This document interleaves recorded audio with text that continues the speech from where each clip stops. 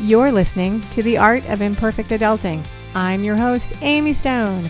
Here, I share stories from real people navigating the adventure that I call adulting.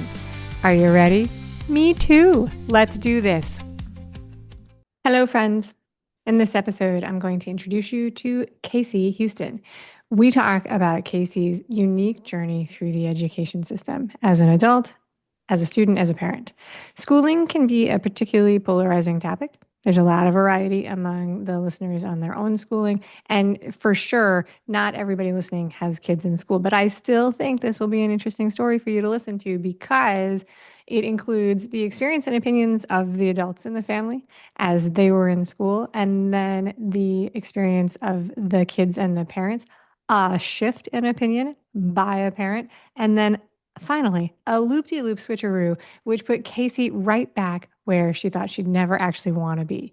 And along the way, we touch on her love of reading and a shout out to the gourmet magnificence of something that I think of as a very American meal, chicken fried steak with potatoes and gravy. How did we get there? You have to listen to find out. Are you ready? I'm ready. Alrighty, let's do this. Casey Houston, welcome to the Art of Imperfect Adulting. Yeah, thank you so much for having me. I'm so excited to be here. Yay, are you ready for a great conversation? I am so excited. Me too. Let's do it. All right. I start all the interviews by asking people where in the world they are. Where are they calling in from? So tell us where you are today. Yeah, I'm in Tulsa, Oklahoma. So I I've lived here for I 15 years now. 15 years. Tulsa is part of Tornado Alley, right? Oh yeah. Yeah. Yeah. So I went to college in the Midwest, but I never saw a tornado up close. I saw the damage afterwards, but I never saw anything up close. I never lived through it, just heard the sirens. So Yes, I've been blessed. We really have never been hit, and you know, praise God, but that's right. there's been a lot of towns around us, obviously, that just get tore up sometimes. Yeah, it's And it's brutal. spring, so it is tornado season.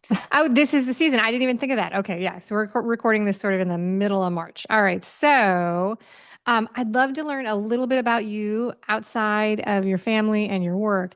Tell us if you've got a pastime or a hobby that you'd be willing to share with us. Oh, I I read a lot. Yeah. That's my that is probably honestly my guilty pleasure. So I only allow myself books certain times because I will stay up late. It would be 3 in the morning because I just have to finish a book. What types of books do you like to read? Like what genre? What like Really, I do go for the I I wouldn't call them thrillers. I like those ones that have, some kind of mystery, family drama, and now a big secret's been revealed. All And right. So this is pleasure reading. This is pleasure reading from home. This is not how to build a birdhouse on your Saturday. no. Very good. All right. So now to get to the topic of the day that you proposed, I am describing this as your circuitous relationship with schools and homeschooling and then back again. How does that sound? Sounds about right, yes. All right, so let's back way up and talk about young Casey. What did you think you might want to be as an adult when you were younger? When you were in high school or maybe even in college, did you have an idea of a job or profession that you wanted to pursue? I didn't want to do anything. Okay. I I had zero desire to be responsible at all. I wanted to live in a van and just roam around. That was my Really? So yes. you were into van life way back then. It took the pandemic to get me interested in van life. During lockdown, I was on a van life YouTube adventure. I was like, "Ooh, that'd be fun." Yeah. I did. I mean, even when I was 17, that was my big goal. I just wanted to live in a van and travel around and, not be a responsible adult. That wasn't what I was looking for in life. Well, I bet you that snuck up on you then, because adulthood has a way of doing that. Okay, so your story about school and schooling and education involves your kids. So let's fill in a couple of the gaps without getting too personal and spilling their deep, dark secrets. How many kids do you have? I have two kids. Two kids. All right. Are you willing to share like roughly how old they are? Now they're Sure older. thing. They're grown, right? They're grown. They're grown adults now. So Sunny Boy is 21, and the flower child will be 20 in just next week. All right. So you're on the other side of this education journey pretty much. All right. So I know from your intake form that this story begins when your son, Sonny Boy, was in elementary school. And you felt like maybe there was some stuff happening. He wasn't getting the words you used were he wasn't getting the support that he needed. So without again out getting too personal and spilling any dirty laundry, do you want to share a little bit about what was going on? Sure. So what was going on was he he was reading. He could read very well. He couldn't comprehend anything that he was reading. So every time I would go and talk to the teacher, because he was to the point where, he should have been reading the directions on his work and completing the work. And he was reading directions and he was completing work. But say the directions said, circle a noun. Well, he understood he was supposed to be circling something. And so he's circling Just whatever all he kinds wanted to of say. things. And so, he would come home and bring it home. And what are you doing? You know what a noun is. And he's like, yeah. Okay. The directions are circle a noun. Oh, right. So he could not understand it for the life of him if he was reading it. So I kept talking to his teacher and she kept saying, oh, he reads fine. And I said, ma'am, I know he reads fine. He doesn't understand it. And now he's messing up all his work because he doesn't understand what he's reading. And she just kept telling me, he's fine, he reads fine. And then started in with, you need to take him to a doctor and get him on medication. For what? And she just kept coming back and telling me he needed medication and this and that. And I said, it has nothing to do with needing medication. It has to do with he doesn't comprehend anything he's reading. And I finally just said, I'm done. So this I'm done. sounds like this was second or third grade. Third grade. Third grade. Yeah. Yeah, that's where that transition starts, like where you go from just reading and saying the words out loud, phonetics, right? Which I don't even know if they still teach phonetics, but however they teach little kids to read. And then there's a shift where they begin to ask you, what did you read? And you're expected to do that. And then the next shift is compound directions. I only know that I'm not a teacher, right? You are a teacher. I am not a teacher, but I know this from walking my kids through it because those are and my stepkids, those are the breaking points. Kids hit them at different levels, right? And I've never wanted to be a teacher ever, ever, right? And so, but those I have had just the really scientific measurement of how many conversations I've had with people about these things over the last 25 years is 1 billion. Like, it's like I understand the directions, but they're not following them, which I don't follow directions well either. But then the compound thing, which is like two steps and they only do one. Yeah. All of those things. So anyway, like I don't think this is an uncommon thing that happens between educators and parents in a million different formats. There's no right or wrong way that it unfolds. And I think it happens everywhere, which I just will highlight. Like you and I are in different states, our kids are different ages. There's nothing in common here, but it's a scenario that definitely happens. What Yes. was it? So you got frustrated. And how did you go from frustrated to finished to making the decision to homeschool? Well, so the beauty of Oklahoma is that homeschooling here is very free. We don't have oversight and laws and such that are really going to mess with you per se. Other states are different. Every state is different. And so there's actually a lot of homeschool families that move here to Oklahoma because of our homeschool laws. We don't have that oversight that a lot of other states have. So did you So know other people that were homeschooling? I didn't at the time, no. Okay. All right. So what did you know about homeschooling? I knew this would back way up to when I was pregnant in the first place. And I told the kid's dad, I said, listen, I don't want our kids going to public school. I don't like the public education system per se. And he had been homeschooled. Okay. So there was a little bit of a connection within your family to say, okay. What Yeah, was did he he like was being homeschooled homeschooled? in the 90s when it wasn't popular. And so, no, he hated it. Okay. He hated it. And he said, we are never homeschooling these kids. And so we had made this agreement that we would send them to private school. And then, he and I divorced, and finances did not allow private school Okay. Because whenever. I was going to ask whether or not you considered any other options. Oh, yeah, listen, I looked into private schools. They're crazy expensive. And I said, well, at that point, I would just be working to send the kids to school. And I just feel like I could do a better job at home. All right. So he's still pretty young at this point, your son, when you're doing that. Yeah. Elementary school is predominantly ABCs, one, two, threes. Yes. And all right. And so at this point, when you make this decision, then you're divorced. Yes. Was there pushback from your co-parent? Yes. I don't know if I don't those of you watching the video will see the face she made, but it was like, why, yes, there was, Amy. Yes, there was a little bit of pushback there. All right. So that's not the story we're telling today, but I get the No. idea that there might be a story there. All right. So so you decide that you think you're pretty sure that you could do a better job of this at home. I will share that that has never been that has never been where I weighed in on this, which I learned during lockdown. I was like, oh, all those times I wondered if I would be good at homeschooling. Turns out I was right. No, I rely on other people to do this for me.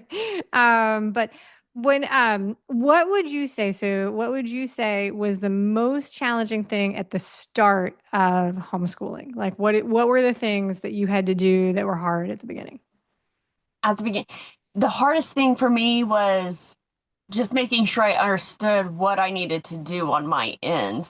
So pulling the kids from school and making sure that I did it right so that I'm not going to get in trouble, Okay. right? So So I just just, like the paperwork with the state or the county or the whatever the region is. All right, very good. Did you do research on curriculums and how did you figure out what you were going to teach? oh yeah, I did a ton of research. Did a ton of research on curriculums. And honestly, that first year of homeschooling, because I knew where we were lacking, I just it was it was a year where we focused so much on reading comprehension, and we covered other things, but they were not at the forefront of what I was trying to teach that year, because I felt if we never get this covered and we never figure it out, we are never going to get anywhere. Right. So this is the beginning of a series of things. If the teacher is there, if the teacher had come back and been more receptive to your feedback and addressed the situation, would you have proceeded forward, do you think? Ooh, good question. I I had had probably 2 years already with that school. A lot of this had started in second grade with his teacher. And so as we were getting into third grade with the teacher and still having issues, at that point I was just done. So yeah, because no, it's like it's something that you were working up to, and so by the time that this happened, you had pre-made the decision in some ways. Yes. Yeah. Yes. I think the reason I asked the question was not actually to challenge what you did or your decision, but for people who I think it's impossible to go through the education cycle of primary education, K through 12, without having a conversation with the administration about what's happening in the school. Like, I think that I just don't think, even if I was doing it all myself, I'd be having conversations with myself about it, right? I think that that's impossible. And so I wanted to open it up. It's like, what is that? Because this begins with, hey, I've got feedback about how my kid is doing. And then Mhm. you decided to pull your kid. Now, so the question was, is there a spot in there where they could have come back and said, hey, yeah, we're going to do whatever it might be and work to bring your kid up to speed, where you would have been like, thank you. And I'm going to Yeah. Dairy Queen. Yeah. I mean, honestly, if there had ever been a time when they would have said, you know what, we see what you're talking about. We're going to try this and we're going to try that. I would say, great, we have a plan. Okay. That's all I'm looking for, a plan. All And you right. I don't think have, that's, yeah. All right. I think that's helpful. I think that's helpful because um, it definitely happens. The four kids came through this house. Every single one of them has had a point where they were not aligned with the curriculum. Your son was in second grade, but my favorite conversations with educators, I think, are the ones where you've got a middle school age kid and they're like, yeah, they're disorganized. And I'm like, wow, it's almost like they're in middle school. Like, and this is what they're learning to do. And the first three kids, I was very accommodating. By the time we got to the fourth one, I was like, yeah, I really kind of feel like if you're the professional dealing with middle schoolers, I shouldn't be showing up and saying, I think this is age appropriate. What are you going to do? like, yeah. yes. And what are we going to do? Let's make a plan. Okay. So anyway, okay. So while you were homeschooling, an interesting thing happened. You decided to go back to school. How did that happen? Yeah. So it was once I started homeschooling, and then we get involved with homeschool groups, and we've really just thrown ourselves into this. My kids were, gosh, I want to say they were just hitting middle school age. And it's when I realized my entire life,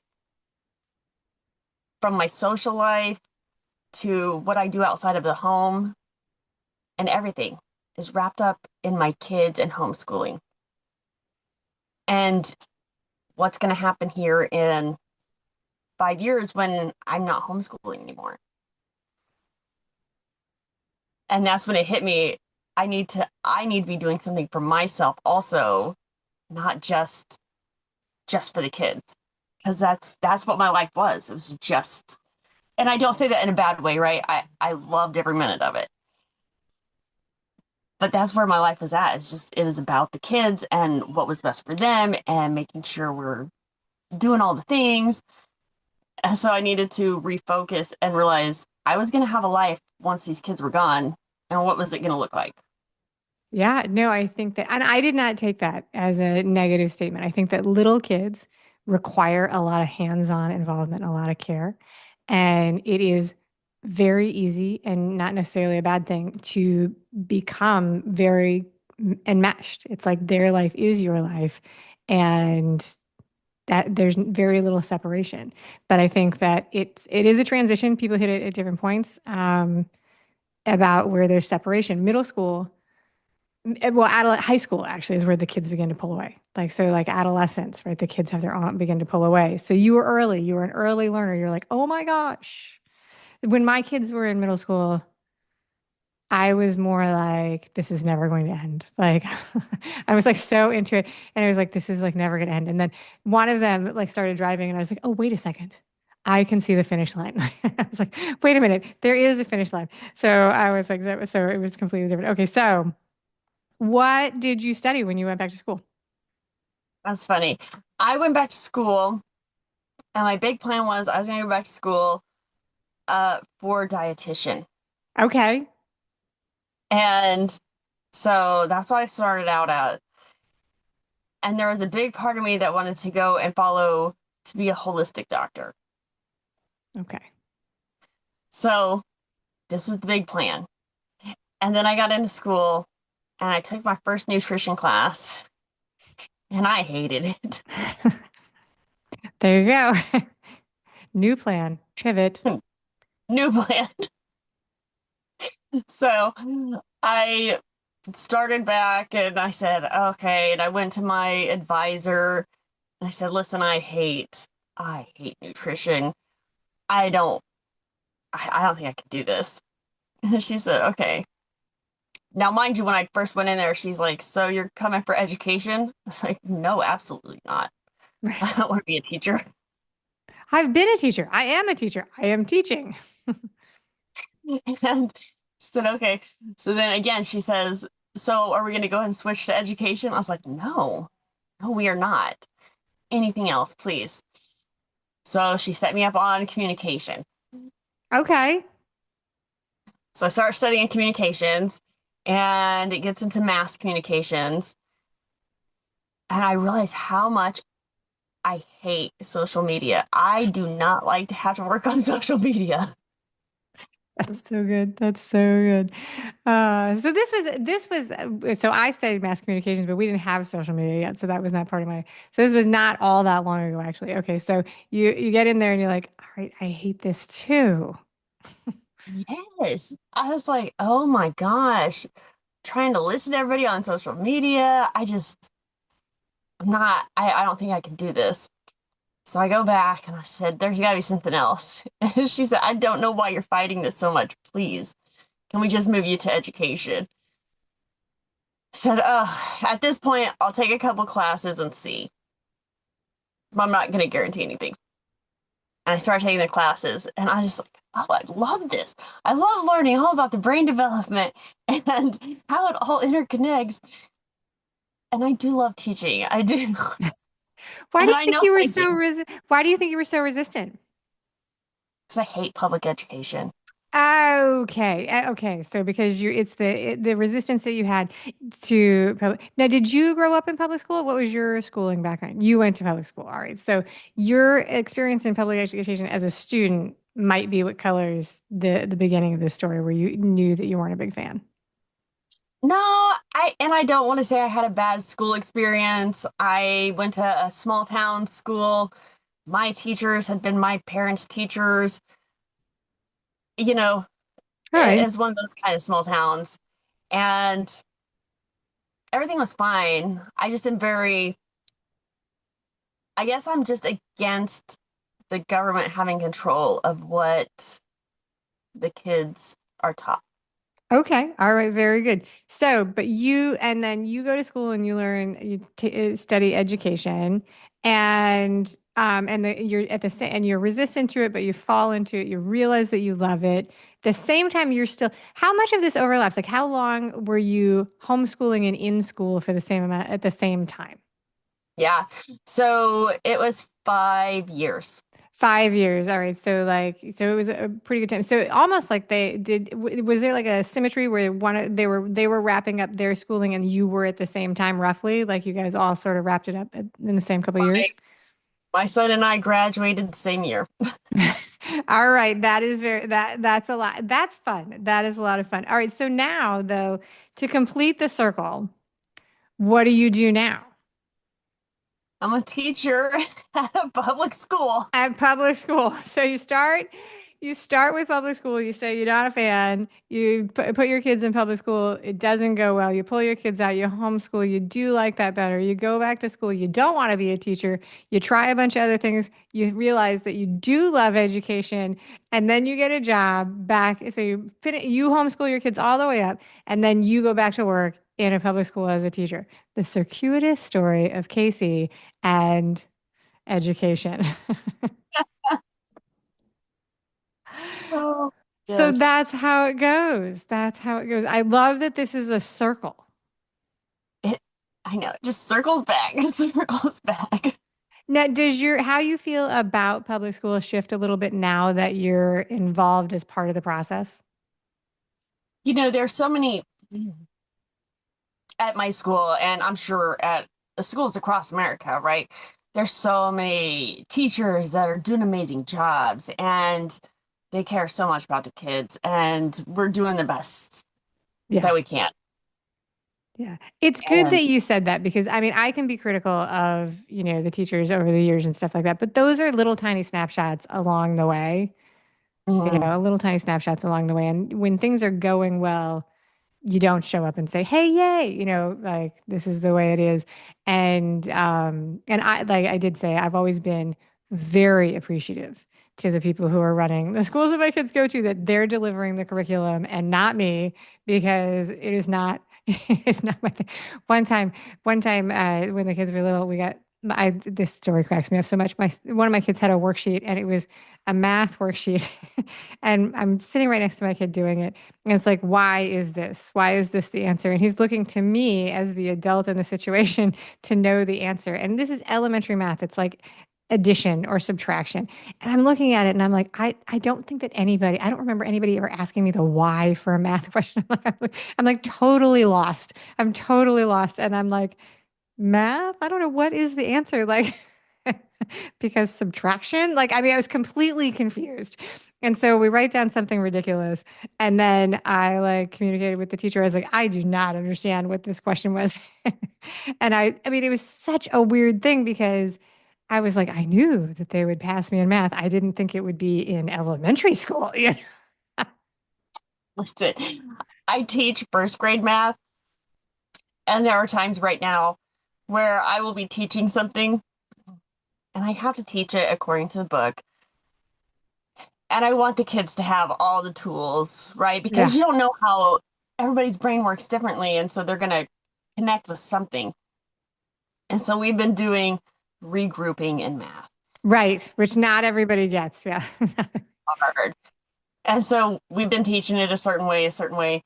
And so many of my kids are just, I miss you, son. I don't understand. I'm like, I know, guys. Well, finally, I said, listen, I'm going to show you guys how Miss Houston learned this and just break it down this way. And so I showed it to them. And all of a sudden, they were all like, why didn't you show us that Yeah. earlier? We've had a version of that in our house. Usually that's division. Like so, it's like they're teaching the different ways of division, and there are some engineers in my family who've lectured me on why we teach things this way, and I'm like, that's great. I fully buy into this system, and then but you get to the point you're like, listen, I'm going to do it the way I know how to do it, and check the answer, and then and the kid's like, why don't you teach me that way? And I'm like, well, that's not the way they teach it to you. So this is the secret adult way over here on the post-it note. But yeah, there's a difference, right, between teaching people a method to do something and teaching people to understand what they're doing, which is like, which is why I'm not a teacher, right? Like I can talk to you about how a word sounds, but I'm not the person to explain to you the phonetics of why it sounds that way. Yes. Um, so that is very good. And there's that. All right. So I love that it's a circle. In a minute, we're going to do the final questions. I also love that you were open to tell this story as the full circle, because I think that that is really interesting. And but I want to give you a chance to tell people about what your podcast is about because you have a podcast. So tell us about that and how they can find it. I do, yeah. So my sister and I have a podcast. It's just, it's her and I discussing our life lessons that we've learned over the years and, how we've grown personally from them. And sometimes it's serious, sometimes it's just a little silly. It's called Adulthood is a Project. And you can find us we're on all the listening platforms. So Very, very cool. So I'll put some links in the show notes and in the email that goes out for this so that you can find Casey's show. I was definitely attracted to it because I talk about adulting and you talk about adulthood, and I like that those have similarities. So there's that. All right. Are you ready? It's time for the three questions. Eddie. You're ready? All right, very good. These are just for fun. Okay. If you had to pick one meal and just one as your very favorite meal of all time, what would you choose? Oh, that's hard. I love food. Maybe let me go with fried steak and mashed potatoes with gravy. That is like the most Midwestern meal. That is so that is so fantastic. That is what, so when I travel back to the Midwest, there are a couple of things that I always make sure to try and do. One is biscuits and sausage gravy, right? Because that's like, I mean, you can also get that in the South, but I think of it as a Midwestern thing. But chicken fried steak with potatoes and gravy to me is very Midwestern. To me, that's Yeah. like Kansas, Iowa, Oklahoma. Delicious. Don't tell your cardiologist. That's what you're having for dinner. All right. When you are invited to a celebration like a potluck where everybody has to bring something, what is the go-to thing that you usually bring? I like to make it's a 7-layer Greek dip. 7-layer Greek dip. Oh, I love that. I know somebody who brings a 7-layer Mexican dip. What's in a 7-layer Greek dip? So it's cream cheese with like lemon and dill, and then Okay. hummus, uh, your red peppers, your olives, your feta cheese. Um, what else do I put in there? I don't have the recipe sitting in front of me. No, but that gives me an idea. Probably some olives. Yeah, If you didn't say that. Okay, so that's and then what do you serve it with? Is it like pita chips? chips. Pita chips. All right. I've never seen that at a gathering, but I bet you that sounds anything with a cream cheese based dip sounds pretty good. Pretty good hit. Okay, very good. Um, Just so this is gonna either be a good question or it's gonna totally flop. As a teacher in schools, what is the wildest thing that you have ever seen a parent do or heard a parent do? Seen or heard a parent do?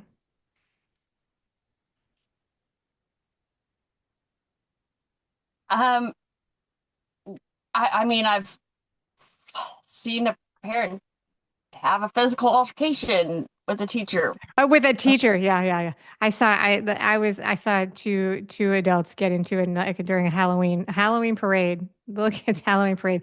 They got into an absolute physical fight, and I was like, "Whoa, there is not the judgment call I would have suggested." Okay, And then it explains so much about the child and their child's behavior. that people will do, but that yeah, I saw that. That's one of my that is the memory that I had as someone who had limited experience in schools. That I was like, oh my God, these teachers, they probably see the worst of us. Like, I mean, the worst, because you guys have an entire student body for year after year after year. So because you think about that, right? You think about people who see stuff. I think about first responders, they see crazy stuff. People who see you at the low point, but teachers do not always see us at our best. It's so true. So that is what inspired that question. All right. Casey, thank you so much. You've been a wonderful guest on the show today. Thank you so much for having me. I enjoyed myself. Thank you for listening today. I hope that you enjoy the show. And before I go, I want to encourage you to become a bigger part of the conversation. Obviously, subscribe wherever you're listening to the show. Listen to more episodes. That'd be great. Again, please write a review and tell your friends about the show. That truly is a great help for getting the show in front of new people. Okay, but more fun for you yourself, head over to imperfectadulting.com and join the email community. You'll get some free stuff right away, and that way you'll begin to get the emails about the podcast. This includes the links for the special offers from the guests, and it's the only way to get that. Also, if you aren't in the mood to listen, I actually include an article directly in those emails. Whee! Now, if you love this and you crave more time with me, Amy, as a coach, a mentor, or just adultier adult, numero uno, check out The Village. If you have a story you want to share with the listeners, I'd love to hear from you. I have an open application. Just let me know you want it. And that's a wrap for today. Until next time, remember, the journey is the destination. Ralph Waldo Emerson said that, not me. Well, until just now, I did just say it. But what I want you to hear today is that if your adulting journey isn't going the way you expected, that may not mean that you're lost. It may just mean that you're on your way. This is Amy Stone, signing off. The Imperfect Adulting podcast is created and produced by Amy Stone and Amy Says So. Anything expressed on this show is offered as entertainment, and the views of the guests may not always represent the ideas and viewpoints of the host. That's me. Amy does not intend or hold herself out to provide professional advice or recommendations of any kind. In the end, you and you alone need to make those kinds of decisions based on your personal and individual situation, needs, circumstances, and comfort level.